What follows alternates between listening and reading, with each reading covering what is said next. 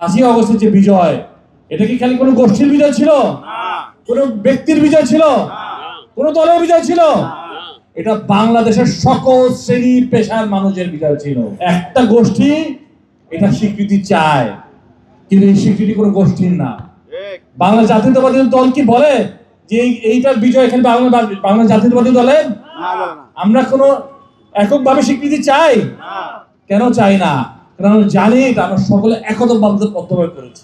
এবং আমরা 15 বছর খালি একটা 3টা প্রহসনের নির্বাচন দেখেছি। আমরা আর প্রহসনের নির্বাচন দেখতে চাই না। আমরা কি চাই? 15 বছর পর বাংলাদেশের মানুষ তাদের নিজেদের সরকার প্রতিষ্ঠা করতে চায়। সেটা করতে হলে কি দরকার? একটা নির্বাচন দরকার। আমরা সেই পথে হাঁটছি। প্রতিটি শ্রেণীর পেশার মানুষ যারা এই দেশটাকে ভালোবাসে, এই দেশটাকে ওন করে, এই দেশটা তাদের সকলের। যে রিপাবলিক কাপের নির্বাচনে কি পরিমাণ শুরুতে কি পরিমাণ অনিয়ম হয়েছিল, আমি নিজে কেন্দ্রে প্রবেশ করে সেই অনিয়মগুলোকে দ্রুত দূরীভূত করার চেষ্টা করেছি।